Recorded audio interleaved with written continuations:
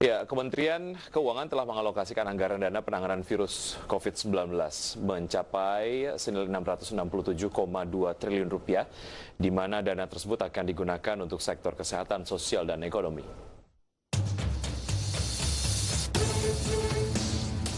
Kementerian Keuangan telah mengalokasikan anggaran dana penanganan virus corona dan pemulihan ekonomi mencapai senilai 677,2 triliun rupiah. Di mana dana tersebut akan digunakan untuk berbagai sektor, diantaranya ialah kesehatan, sosial, dan ekonomi. Direktur Jenderal Perbendaharaan Kementerian Keuangan Andin Hadianto mengungkapkan bahwa berdasarkan realisasi per tanggal 10 Juni lalu, pihaknya telah mencairkan dana penanggulangan COVID-19 sebesar 62,44 triliun rupiah. Yang akan terbagi menjadi 3 sektor, yaitu belanja untuk jaring pengaman sosial, belanja kesehatan, serta belanja dukungan sektoral dan pemerintah daerah. Selain itu, hingga saat ini total anggaran belanja kesehatan yang telah dicairkan oleh pemerintah mencapai 247,14 miliar rupiah. Di mana anggaran tersebut dicairkan untuk insentif tenaga medis pusat dan klaim penggantian biaya perawatan pasien virus mematikan tersebut. Adapun pemerintah juga telah mencairkan dana belanja untuk dukungan sektoral dan Pemda sebesar 3,86 triliun rupiah. Bahkan dana ini dialokasikan bagi program padat karya tunai di 4 kementerian atau lembaga dengan alokasi senilai 18,44 triliun rupiah. Berbagai sumber IDX Channel.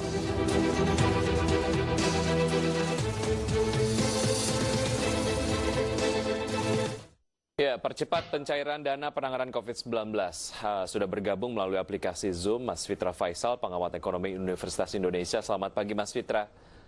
Pagi Mas. Ya, terima kasih sudah bergabung dalam Market Review. Mas Fitra, sampai dengan 10 Juni 2020 serapan anggaran penanganan COVID-19 kurang dari 10%. Menurut Anda ini sangat lambat, on track atau seperti apa? Cenderung lambat ya, karena memang yang paling penting sekarang adalah kita bisa menyelamatkan momentum perekonomian di jangka pendek yang selama kuartal kedua ini memang akan forecast-nya akan negatif gitu ya. Jangan sampai kita kemudian sampai kepada suatu kondisi yang disebut sebagai histeris. Jadi sebuah kondisi ini terjadi di mana perekonomian ini terpuruk ya, di bawah level baseline-nya dan tidak akan pernah bangkit lagi. Nah, karena pakai stimulus ini sangat relevan. Tetapi yang juga paling penting adalah bagaimana bisa cepat dieksekusi, gitu ya. Kalau bisa kita kehilangan momentum di sini, maka bisa jadi perekonomian tidak akan bisa kembali pulih. Baik. Nah, saya menyoroti di sini ada beberapa hal yang mungkin bisa ditingkatkan lagi. Pertama di level koordinasi antara pemerintah pusat dan pemerintah daerah. Yang kedua adalah dari sisi paradigma yang penting disalurkan gitu ya. Jadi memang ada potensi inclusion dan exclusion error. Ini selalu ada ya. Jadi ada yang dari penyaluran tersebut, terutama bansos ya dalam hal ini, bisa jadi ada yang tidak berhak terus kemudian menerima, ada yang kemudian seharusnya dia dapat tapi dia tidak dapat. Itu memang harus diperhatikan. Tetapi dalam kondisi seperti ini yang paling penting adalah kecepatan eksekusi. Jadi selama itu bisa kemudian langsung turun ke lapangan, bisa kemudian langsung dibelanjakan oleh masyarakat, dan itu bisa memutar perekonomian dengan cepat. Ya, jika sebetulnya beberapa hal perlu diperbaiki dalam arti koordinasi pemerintah pusat dan juga daerah, siapa sih yang sebetulnya sebaiknya gitu jadi komando, Mas Fitra, agar kemudian pencairan dana penanganan COVID-19 ini betul-betul dapat dilakukan dengan cepat dan dapat menyelamatkan momentum ekonomi Indonesia? Secara struktural organisasi saya rasa tidak ada satu kemestian bahwa sang kementerian ini harus menjadi pemimpin dan kementerian itu harus menjadi pemimpin. Yang paling penting adalah ada satu penanggung jawab. Nah, ini memang harus satu pintu gitu ya. Jadi terkait dengan masalah eksekusi dan koordinasi, ini harus kepada si institusi atau si orang yang memang bertanggung jawab gitu. Nah, itu yang paling penting, bukan institusinya yang mana, tetapi siapa yang ditunjuk. Nah, itu yang penting untuk dilakukan gitu. Nah, kita juga selain jaring pengaman sosial dalam bentuk BLT, yang juga paling penting adalah kita juga melihat bagaimana performa UMKM yang selama ini memang mereka mengalami kehilangan income yang juga cukup signifikan. Secara rata-rata UMKM ini kehilangan income hingga 70% atau bahkan ada yang harus tutup bisnisnya ya, karena memang ada restriksi ekonomi selama PSBB ini. Nah, yang mereka butuhkan adalah modal kerja. Sementara modal kerja ini adalah sesuatu yang cukup dihindari oleh perbankan. Nah, ini juga yang kemudian menyebabkan meskipun pemerintah sudah memiliki anggaran untuk bisa lunakan pada UMKM, tapi ya risk appetite dari perbankan juga masih harus kemudian dikembangkan, ya harus kemudian di push lagi gitu ya. Baik, ya BPK mengingatkan bahwa sebetulnya dana penanganan COVID-19 ini rawan penyelewengan. Kemudian dari situ berangkat bahwa untuk di level bawah, artinya level yang nantinya akan mendistribusikan dana ini nampaknya menjadi terlalu hati-hati. Ini bisa dibenarkan nggak, Mas Fitra? Ya betul, sebagaimana yang saya sampaikan tadi, bahwa salah satu hal yang kemudian bisa menghambat penyaluran adalah tadi pemerintah takut salah sasaran, itu yang pertama, dan dananya bocor kemana-mana ya, ada inclusion dan exclusion error, kemudian ada penyelewengan. Nah memang hal-hal ini yang semakin membebani pemerintah gitu ya, jadi ini yang membuat segala sesuatunya juga ada semacam bottleneck. Nah ini kan harus dilakukan semacam bottlenecking, maka betul-betul harus dicari pangkal masalahnya di mana. Nah, itu harus ada betul-betul orang yang ditunjuk tadi, atau institusi atau orang yang ditunjuk untuk kemudian menyelesaikan permasalahan. Jadi harus ada tim khusus untuk ini. Dan saya rasa meskipun ya kemungkinan penyelewengan itu ada, tapi untuk kasus yang kita alami sekarang, yang mana ini adalah kasus yang extraordinary, seharusnya BPK juga punya semacam kompromi untuk hal-hal seperti ini gitu ya. Jadi tidak perlu terlalu ketat dalam hal birokrasi dan juga kemudian penyaluran dananya. Yang paling penting adalah nanti dananya bisa tersalurkan gitu ya. Nah, kemungkinan error itu masih tetap ada, tapi sekarang jadi prioritas adalah kecepatan. Nah, ketika misalnya kita terlalu lambat menimbang-nimbang, maka perekonomian akan kehilangan momentumnya untuk bangkit.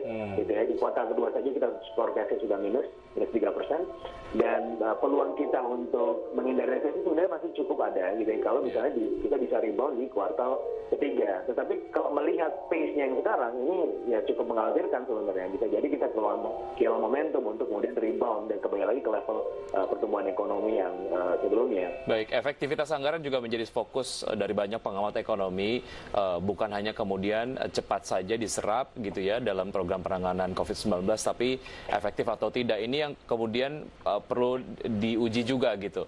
Nah, kita akan lanjutkan usai jeda berikut ini, Mas Fitra dan pemirsa tetap di Market Review, usai jeda kami akan segera kembali.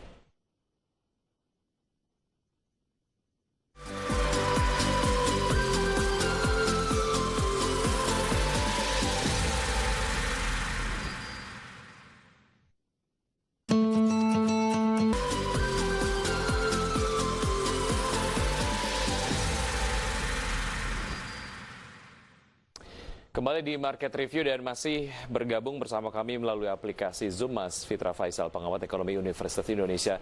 Mas Faisal, seperti Anda tadi sampaikan bahwa sebetulnya yang penting adalah bagaimana mempercepat serapan dari dana penanganan COVID-19. Namun yang kemudian harus diuji ataupun dipastikan dan juga dijaga adalah mengenai efektivitasnya. Ini yang banyak ditanyakan gitu oleh ekonom yang ada di Indonesia. Nah, mengenai efektivitas ini, seberapa penting juga ini kemudian harus diprioritaskan, bukan hanya kecepatan penyerapan anggarannya aja. Ya, jadi untuk melihat dampak terhadap stimulus itu, kita juga harus kemudian memetakan ini diarahkan kemana, gitu ya. Nah, yang paling penting di jangka pendek ini adalah untuk mempertahankan demand masyarakat yang miskin dan rentan miskin. Nah, dengan demikian itu juga kemudian memberikan semacam efek multiplier kepada perekonomian apabila itu langsung dibelanjakan, gitu ya. Jadi sekarang kecenderungan kelompok miskin dan rentan miskin itu ketika diberikan cash, marginal propensity to spend-nya atau kecenderungan belanjanya itu tentunya akan sangat besar. Nah, ini yang perlu diperhatikan. Maka kalau dari sisi kecepatan dan efektivitas, saya rasa itu cukup efektif ya untuk menjadi fokus. Berikutnya kita juga punya beberapa paket ya terkait dengan relaksasi di sektor keuangan dan juga kredit perpajakan gitu ya. Nah, ini mungkin yang perlu mungkin ditinjau ulang, karena kalau kita bicara mengenai sektor keuangan, yang paling terkena dampak paling besar kan dalam hal ini adalah UMKM, dan mayoritas dari UMKM itu adalah UMKM yang skalanya ultra mikro. Yang ultra mikro ini bahkan tidak punya channel ke sektor keuangan dan perbankan gitu. Jadi ketika ada relaksasi di situ, mereka yang UMKM ini mayoritas juga belum bisa memanfaatkannya dengan baik. Meskipun ada semacam arbitrasi dari pemerintah berupa bank jangkar, gitu ya, yang ini kemudian akan menjamin juga dan akan menjadi penjamin bagi penyaluran kredit baru juga dari para bank. Tapi ini saya rasa di lapangan juga masih agak sulit ya. Karena UMKM ini yang mereka butuhkan sementara ini adalah modal kerja, dan modal kerja ini ya harus segera dieksekusi gitu ya, tanpa harus kemudian berbelit-belit dengan birokrasi yang berlebihan di sektor keuangan maupun pemerintah. Jadi itu yang perlu diperhatikan. Efektif artinya dia harus memberikan dampak pengganda yang besar, kemudian cepat ya, karena kita harus berkejaran dengan momentum yang sempit. Baik, ya. Mengenai pendataan penerima dana bantuan, ini juga kita ada PR besar, Mas Fitra. Bukan hanya bicara mengenai pencairan dana penanganan COVID-19, tapi untuk dana-dana bantuan yang lain terkait dengan pendataan kita pasti aja, selalu aja ada masalah di situ. Apa yang perlu diperbaiki sih, Mas Fitra, agar betul-betul dalam hal pendataan ini dapat berjalan dengan baik dan ujung-ujungnya pencairan dananya dapat berjalan efektif? Ini adalah masalah klasik ya. Tapi kalau kita bandingkan dengan peer group ya, dana atau data basis sosial terpadu kita itu salah satu yang paling baik. Gitu ya, dibandingkan dengan India misalnya, itu kita memiliki basis data yang jauh lebih komprehensif. Gitu ya. Dan dibandingkan dengan peer group kita di ASEAN, kita juga merupakan salah satu yang terbaik. Ini buah dari kerja beberapa tahun dan beberapa periode. Nah, kemungkinan error itu pasti akan selalu ada gitu ya. Dan kalau untuk memperbaiki data di jangka waktu yang cukup singkat itu bisa dikatakan hampir mustahil. Nah, maka yang bisa kita lakukan sekarang adalah ya go with it, go with the data gitu ya. Kita punya datanya apa ya, kita stick dengan data itu dan kita eksekusi. Kemungkinan inclusion dan exclusion error bagaimana saya sampaikan di atas, artinya ada yang kemudian disalurkan tapi dia nggak berhak, ada yang dana yang tidak diterima kepada yang berhak. Jadi ada inclusion error dan ada exclusion error. Itu pasti akan ada ya. Jadi itu tidak bisa dibungkiri lagi apabila karena memang kan data itu sifatnya dinamis. Orang juga kemudian bergerak ya, income levelnya dan seterusnya. Ada yang sebelumnya miskin menjadi lebih mampu, tapi dalam kondisi sekarang lebih banyak orang yang jatuh miskin gitu. Dari data World Bank ada 120 juta orang aspiring middle class.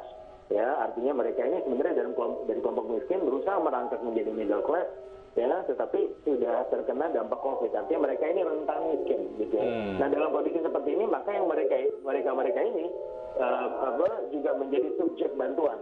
Yang mana ini belum ada di basis data terpadu tentunya. Nah, ini ada kemungkinan mereka ini juga tidak dapat. Nah, jadi yang paling penting sekarang adalah melakukan perluasan jaring pengaman sosial menurut saya dibandingkan dengan yang lain. Yang paling penting dan paling krusial adalah peningkatan perluasan jaring pengaman sosial. Jadi alokasinya lebih besar di sana, porsinya harusnya paling besar di sana selain porsi untuk anggaran kesehatan tentunya. Karena memang yang perlu diselamatkan adalah yang miskin dan rentan miskin.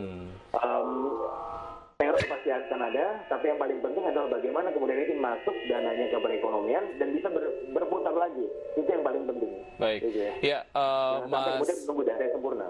Baik, Mas Fitra, sebetulnya mengenai pos-pos anggaran prioritas ini kan sudah terpetakan, tapi bukankah kemudian ketika pos-pos penerima anggaran prioritas itu sudah dipetakan, harusnya di pos-pos tersebut terjadi kecepatan serapan gitu ya. Tapi yang kita lihat seperti yang Anda tadi sampaikan mengenai jaring pengaman sosial dialokasikan 172 triliun rupiah, tapi yang baru terserap 58,4 triliun rupiah.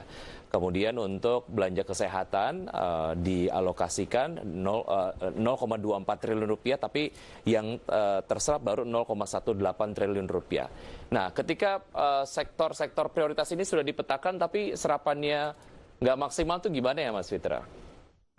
Ya, berarti harus ada proses di bottlenecking tadi. Okay. Jadi pemerintah dalam hal ini harus menunjuk suatu unit khusus atau institusi untuk bisa membereskan keadaan. Jadi ini tim ad hoc yang betul-betul menjadi pekerja lapangan gitu. Dia tahu harus membereskan masalah yang ada di lapangan, lapor kepada ketuanya yang memang ditunjuk, dan kemudian ya masalah ini harus beres.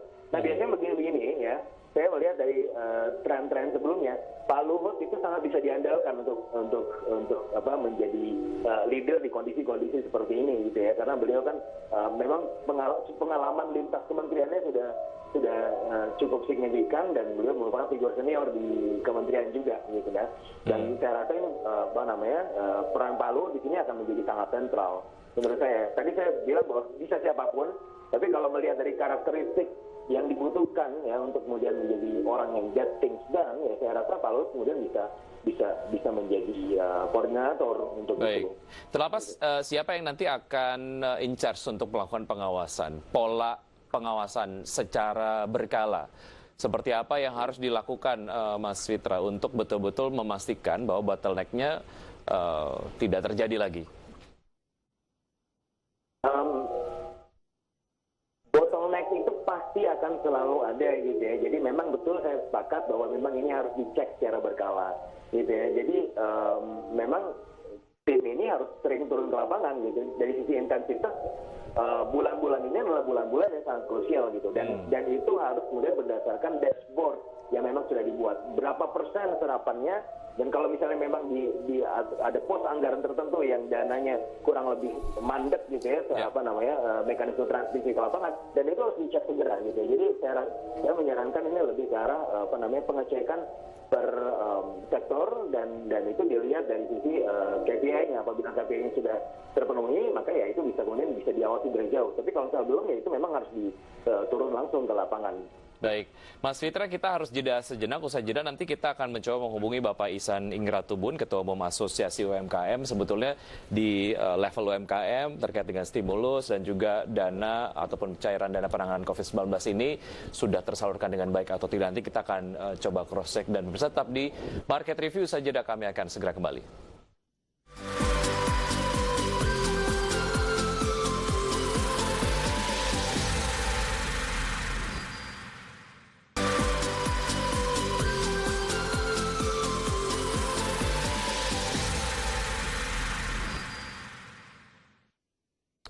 Ya, percepat pencairan dana penanganan COVID-19 masih bersama Mas Fitra Faisal, pengamat ekonomi Universitas Indonesia, dan sudah juga bergabung melalui aplikasi Zoom Bapak Ihsan Ingratubun, Ketua Umum Asosiasi UMKM Indonesia.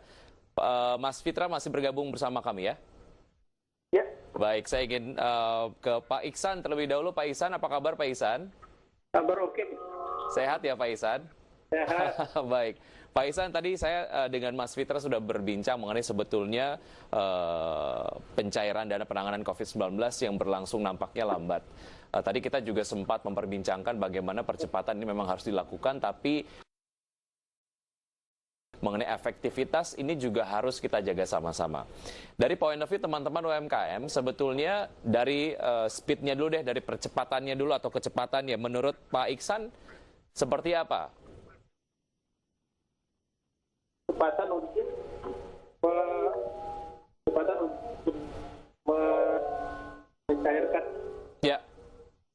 mencairkan dana COVID.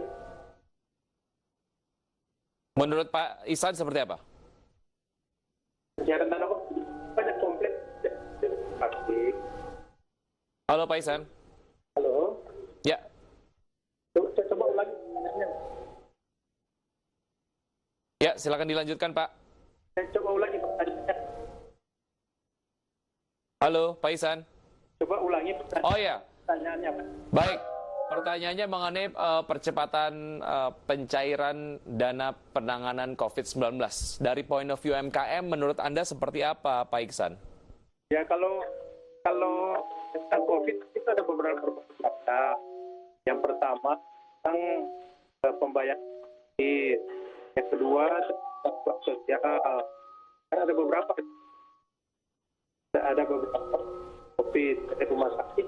Itu banyak yang konkret bahwa pencairan terlambat. Bantuan sosial terhadap itu ya ada beberapa gelombang dicairkan beberapa kali itu. Nah sekarang kan masih ada bantuan. Kalau kita sudah potensi pergerakan ekonomi. Baik, Pak Iksan, nampaknya kami mengalami gangguan komunikasi dengan Pak Iksan. Saya akan ke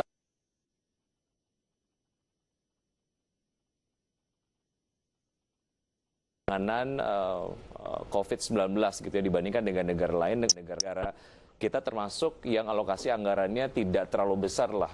Negara lain alokasi anggarannya cukup fantastis. Tapi kemudian yang paling penting adalah bukan besar kecilnya anggaran, yang penting adalah salurannya dan juga efektivitasnya gitu ya. Nah, analisa Anda mengenai ini seperti apa, Mas Fitra?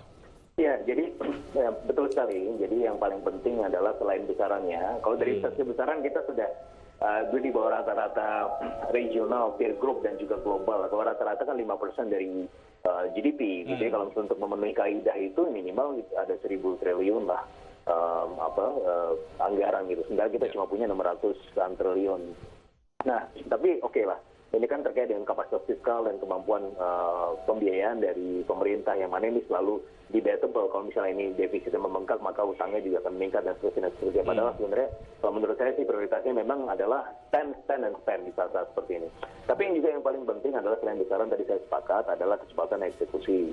Ya, kalau dari sisi eksekusi tadi memang saya juga sepakat karena terkait dengan efektivitas, dan dalam hal ini kita harus membaginya menjadi dua segmen. Segmen di jangka pendek atau periode jangka pendek dan periode jangka menengah. Di jangka pendek ini stimulus terhadap industri itu akan mandek, itu bisa dipastikan akan mandek. Karena apa? Industri nggak jalan. Dan ini merupakan best practice juga kalau kita lihat secara komparatif dengan negara-negara lain yang mereka kasih stimulus terlebih dahulu adalah ya masyarakatnya. Jadi untuk mempush ability to spend, gitu ya, mempush ability to spend, kemampuan beli dari masyarakatnya yang memang paling rentan, gitu ya. Dan juga yang tidak kalah penting adalah ketika kita memberikan paket-paket stimulus untuk bisa meningkatkan demand ini, itu juga kita bisa mempengaruhi masyarakat dari sisi willingness to spend. Nah, ability to spend ini dimiliki kita bisa harapkan banyak meningkat dari masyarakat di level terbawah, karena memang jaring pengaman sosial memang fokusnya di sana. Yeah. Tetapi yang juga tidak kalah penting adalah willingness to spend. Masyarakat ini punya willingness to spend yang mana ini sebenarnya sedang turun gitu, dan ini dikuasai oleh 20% income level teratas. Mereka tidak memiliki mengalami penurunan signifikan dari sisi ability atau kemampuan spend atau kemampuan belanja, tapi mereka mengalami penurunan yang cukup signifikan dari sisi willingness, kemampuan dari kemauan untuk belanja, karena memang melihat faktor risiko penanganan COVID-19 ini juga, gitu ya. Tapi balik lagi, berarti di jangka pendek ini kita fokusnya adalah dari sisi demand masyarakat yang miskin dan rentan miskin, ya. Maka itu harus diperluas, gitu ya. Baru kemudian kita bisa fokus ke industri. Nah, beberapa hal selain apa yang sudah kita diskusikan tadi sebelumnya, ini mandek juga karena memang industrinya memang nggak bisa bergerak, gitu ya. Jadi kalau mau dikasih stimulus, ya industrinya sekarang udah tutup, gitu ya. Bagaimana kemudian kita bisa menyalurkan kepada industri yang udah tutup? Bagaimana kita bisa menyalurkan kepada industri yang memang sekarang sedang tidak operasional, gitu. Nah, ini yang menjadi target di stage yang berikut. Nah, stage yang pertama ini adalah kita harus fokus kepada peningkatan ya dari sisi daya beli masyarakat. Baik. Industri yang berikutnya. Baik, Mas Fitra, bagaimana sebetulnya percepatan pencairan anggaran ini dapat menahan pelemahan ekonomi Indonesia yang diprediksi akan mencapai minus level? Kita akan lanjutkan sedikit usai jeda berikut ini, Mas Fitra, dan tetap di Market Review saja kami akan segera kembali.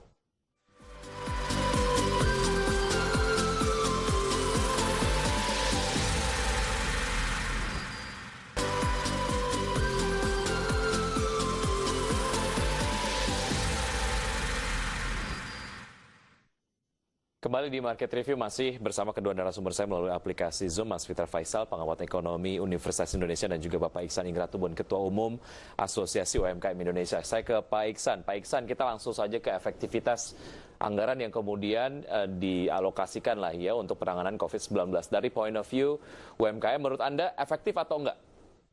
Pasti tidak ya. Karena terutama POJK 11 yang dibuat saat itu di bulan Maret, ya POJK 11 di bulan Maret. Ternyata memang pemerintah membutuhkan 2 bulan untuk memberikan petunjuk teknis satu dari peraturan Menteri Keuangan. Nah, padahal dari bulan 2 sampai bulan saat ini kita ini sudah berdarah-darah. UMKM sudah berdarah-darah. Jadi terlambat dalam penanganan. Terutama POJK 11 itu adalah relaksasi atau pembayaran. Nah, padahal rata UMKM atau siapa berusaha itu mempunyai utang yang harus direalisasi. Tapi karena peraturan keuangan secara terlambat, baru di bulan 2, jadi kami tidak yang pertama. Yang kedua, terkait dengan masalah pemberian prioritas relaksasi ini. Kalau bagi pemerintah atau ownernya adalah pemerintah, lembaga keuangan bank dan lembaga keuangan non-bank bawah pengawasan pemerintah, itu aman. Tapi kalau lembaga keuangan bank dan lembaga bank non-pemerintah, leasing, operasi, itu tidak susah. Ya kalau nggak banyak, banyak bil ada urusan. Nah, jadi POJK itu hanya adalah lembaga keuangan bank, lembaga keuangan non-bank dari pemerintah. Tapi kalau yang swasta kan, dia nggak tunduk dengan POJK 11. Padahal dari poin di UMKM yang sebenarnya harus cepat penanganannya, ternyata tidak. Ya kan? Nah, saat ini kita membutuhkan bank kembali. Nah, mudah-mudahan dari peraturan teknisnya untuk memberikan kembali modal sah untuk reaktivasi bisa berlangsung cepat. Baik. Jangan lagi tunggu peraturan teknis lagi gitu. Baik, saya ke Mas Fitra lagi. Mas Fitra menanggapi apa yang tadi sudah disampaikan oleh Pak Iksan. Sebetulnya ketika ada sebuah kebijakan, kok ia tidak diikuti dengan petunjuk teknis yang akhirnya betul-betul dapat memastikan efektivitas dari realisasi sebuah kebijakan ini gitu ya. Nah ini kayaknya juga nggak cuma di sini aja kita temui, di kasus yang lain juga sama. Analisa Anda seperti apa, Mas Fitra? Ya betul, saya sepakat ya, karena memang ini kan semua serba mendesak dan serba harus cepat gitu ya, sehingga juklak dan juknisnya juga memang harus jelas. Ya, kalau enggak yang terjadi seperti yang saya sampaikan di awal tadi, bagaimana UMKM yang ultra mikro justru nggak bisa memanfaatkan relaksasi debt restructuring di perbankan, dan juga kemudian tidak bisa kemudian menikmati relaksasi PPH, juga tidak bisa menikmati pengajuan kredit baru yang dipermudah begitu ya. Ini hal-hal yang kalau kita temuin di lapangan gitu ya, dari beberapa simulasi yang justru kita melakukan simulasi pengajuan kredit, ternyata ya tidak menjadi semakin murah dan tidak menjadi semakin mudah juga gitu ya, karena memang ya pada akhirnya perbankan ini sifatnya masih sangat risk averse. Ingat bahwa mereka sekarang sebenarnya tidak kekurangan likuiditas. Mereka likuiditasnya masih cukup. Yang mereka lakukan sekarang adalah lebih ke constrain resiko. Begitu. Ini yang juga kemudian harus dipertegas juga di lapangan. Bagaimana kemudian mereka bisa menyalurkan dan fokus pada proses pemulihan terutama di UMKM ini. Tapi yang juga tidak kalah pentingnya dalam hal ini adalah dari sisi pemetaan kebutuhan. Nah, UMKM ini kan kebanyakan ultra mikro. Nah, yang ultra mikro ini kan justru sebagaimana yang saya sampaikan tadi, justru tidak terhubung dengan sektor keuangan. Selama ini mereka memang hidupnya subsisten dan sangat menikmati ekosistem di ekonomi informal gitu. Nah, ini kemudian harus dijadikan juga solusinya. Makanya tadi di awal salah satu solusinya adalah perluasan jaring pengaman sosial. Karena dengan demikian UMKM ini yang ultra mikro terutama yang masuk ke kelompok rentan miskin, ini mereka kemudian bisa juga masuk dan menikmati cash dari pemerintah. Ya, sebagai summary Mas Fitra, mengenai bagaimana sebetulnya pencairan dana penanganan COVID-19 ini dapat menjadi penahan dari proyeksi pertumbuhan ekonomi Indonesia yang diprediksikan akan ada di level minus. Ya, untuk skenario berat menurut skenario kami itu bisa sampai minus 0,8%. Bahkan kalau kita lihat dari proyeksi dari lembaga-lembaga internasional itu bisa lebih buruk lagi. Memang ini sangat tergantung pada performance di kuartal ketiga. Kuartal kedua kita sudah tidak bisa menyelamatkan lagi di kuartal kedua, dan ini adalah salah satu periode terburuk untuk perekonomian kita ya. Prediksi forecast saya antara -3 sampai -3,5%, sesuai dengan apa yang kemudian di forecast oleh pemerintah kemarin. Jadi kata kunci adalah justru kecepatan eksekusi tadi. Besaran adalah satu hal, eksekusi adalah hal yang lain gitu ya. Jadi ini yang kemudian kita bisa punya peluang untuk menghindari resesi. Resesi itu kan kalau 2 kuartal berturut-turut negatif ya. Kita bisa kemudian bouncing di kuartal ketiga ya, asalkan tadi eksekusinya bisa lebih cepat gitu ya. Nah kalau tidak ya maka kita kehilangan momentum tadi. Dan kalau ketika kita kehilangan momentum, kita tidak hanya kemudian tertinggal di jangka pendek, tapi di jangka panjang dan jangka menengah dan panjang, ini kita bisa kehilangan peluang juga untuk kemudian tumbuh seperti level yang sebelumnya, apa yang disebut sebagai hysteresis tadi. Maka menjaga momentum ini paling penting. Ya.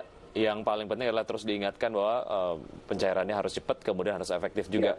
Mas Vital, terima kasih sudah bergabung dengan Market Review dan terima kasih untuk analisa dari Anda. Sukses untuk Anda dan sehat selalu. Dan dengan Pak Iksan nanti saya akan lanjutkan. Dan bisa tetap di Market Review saja, kami akan segera kembali.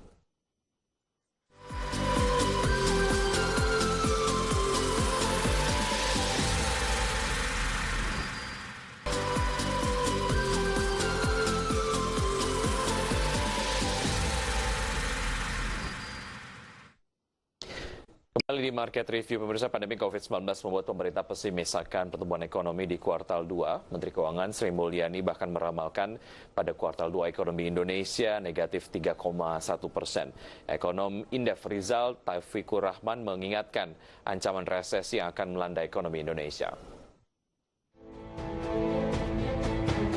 Buntut dari terhentinya industri membuat aktivitas perekonomian di Indonesia diprediksi akan terkontraksi dalam, senada dengan Menteri Keuangan Sri Mulyani yang memprediksi ekonomi kuartal 2 negatif 3,1%. Institute for Development of Economic and Finance atau INDEF memproyeksikan ekonomi Indonesia akan minus. Hal ini didorong oleh buruknya daya beli masyarakat, realisasi investasi yang lemah, dan industri yang tidak bergerak. Rizal mengingatkan ancaman resesi yang sedang mengincar ekonomi Indonesia.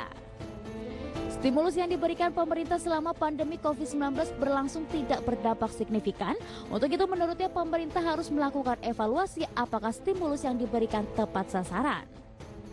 Selain mendorong industri besar untuk kembali produktif, sektor UMKM juga penting untuk difokuskan agar pemulihan ekonomi yang tengah berjalan bisa mendorong pertumbuhan ekonomi nasional.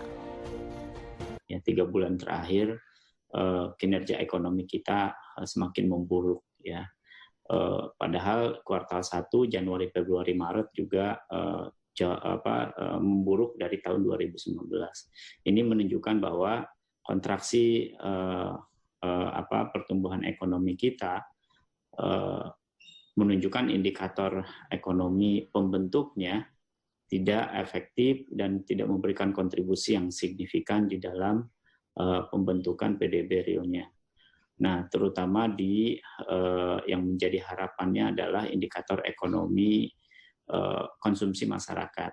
Nah, konsumsi masyarakat tentu dorongan daya beli juga tidak menendang sama sekali ya, tidak memberikan dampak yang signifikan. Nah, utamanya di kuartal kedua kalau kita lihat di mana kebijakan fiskal yang digelontorkan oleh pemerintah nyatanya tidak efektif ya untuk mendorong sisi demand ya, khususnya di pengeluaran masyarakat ya, untuk mendorong daya beli masyarakat. Rizal juga mengatakan pemerintah tidak lagi bisa mengandalkan investasi sebagai faktor pendorong ekonomi, mengingat investasi di seluruh dunia saat ini memang belum menjadi prioritas. Dari Jakarta, Rizka Ayu, IDX Channel.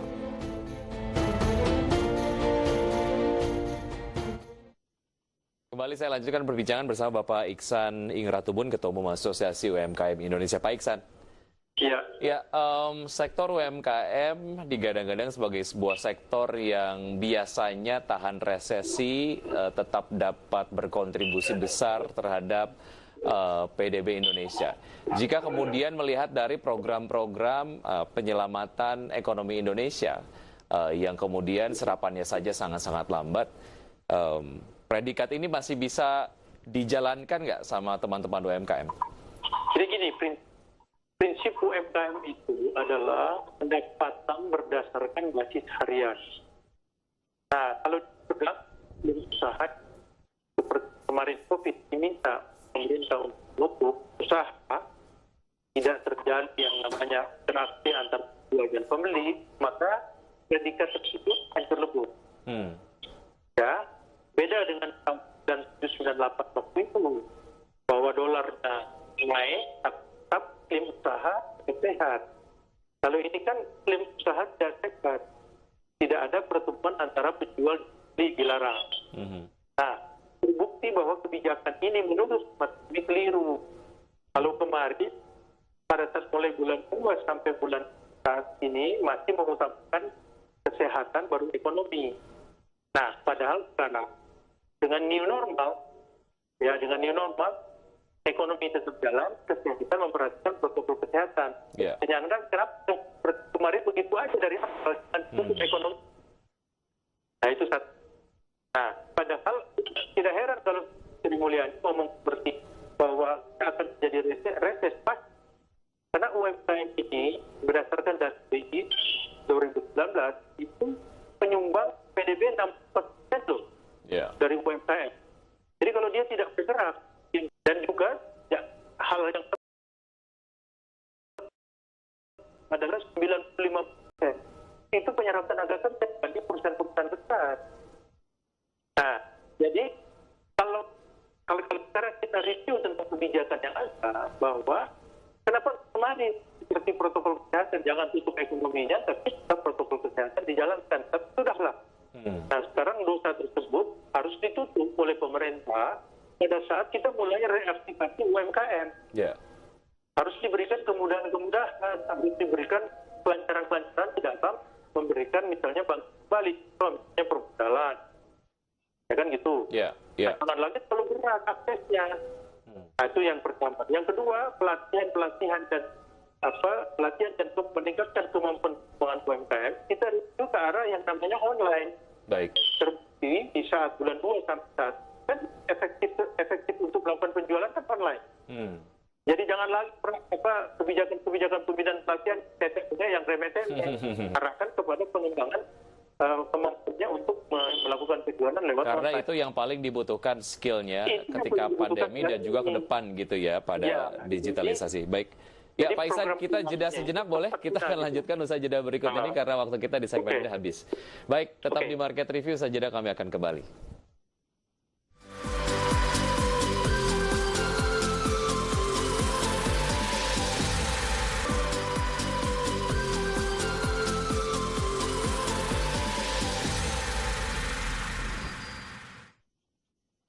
Terima kasih Anda masih bersama kami. Kita sudah sampai di segmen terakhir. Pak Iksan, mengenai efektivitas dari penanganan COVID-19 ataupun pencairan dana dari penanganan COVID-19 ini sebetulnya dapat berjalan efektif ketika misalnya dari pemerintah menambah effort sedikit untuk mendengar input dari berbagai macam pihak mengenai efektivitas dari program-program yang sudah berjalan. Kalau Anda menilai sebetulnya effort ataupun usaha dari pemerintah untuk akhirnya bisa mendengar input, kemudian mengevaluasi programnya, seperti apa Pak Iksan? Saya kira cukup baik ya, bagus untuk mendapat input. Tapi penerapannya yang memang kalau pemerintah itu tidak leluasa untuk melakukan kebijakan itu segera. Tetapi dia butuh peraturan teknisnya. Nah, misalnya kebijakan dari OJK tadi yang saya katakan. Tapi butuh peraturan teknis dari Menteri Keuangan yang membutuhkan waktu 2 bulan. Misalnya OJK bulan Maret. Baru turun peraturan teknisnya, peraturan Menteri Keuangan di bulan 5. Jadi kan tidak efektif. Satu sisi bahwa UMKM itu berbasis harian. Bayangkan darahnya dalam waktu 2-3 bulan itu kan baru keluar yang namanya peraturan teknis. Nah, di sini ada waktu memang yang jelas yang menjadi evaluasi kepada pemerintah untuk seharusnya secara serta-merta kebijakan itu dapat dilakukan. Dan tunggu lagi peraturan teknis gitu. Nah, yang hasilnya apa? Ya UMKM-nya berdarah-darah, bangkrut, mau memulai lagi saat ini. Harusnya pemerintah sekarang ini menjawab itu dengan benar bahwa udah effortnya harus full memberikan kepada UMKM agar UMKM bisa bangkit sehingga ekonomi tidak menjadi negatif di kuartal kedua. Gitu. Baik, statement closing dari Anda, Pak Iksan, harapannya ke depan mengenai pencairan dana penanganan COVID-19 ini seperti apa? Harus dengan segera. Ini kan reaktivasi, UMKM harus segera jalan, ekonomi harus berjalan. Jadi 64% penghasil PDB itu harus kita raih kembali. Kalau lambat ya pasti negatif, ekonominya pasti negatif. Baik. Itu pasti. Baik. Ya, Pak Iksan, terima kasih sudah bergabung bersama kami. Terima kasih untuk analisa dan juga opininya. Kita sama-sama jaga supaya pencairan dana ini betul-betul efektif dan juga cepat yang paling penting ya. Pak Iksan, terima kasih. Sehat selalu. Dan pemirsa, demikian perbincangan kami bersama beberapa narasumber dalam program Market Review. Semoga perbincangan kami dapat memberikan inspirasi untuk Anda. Saya Wiki Adrian, undur diri. Terima kasih, sampai jumpa.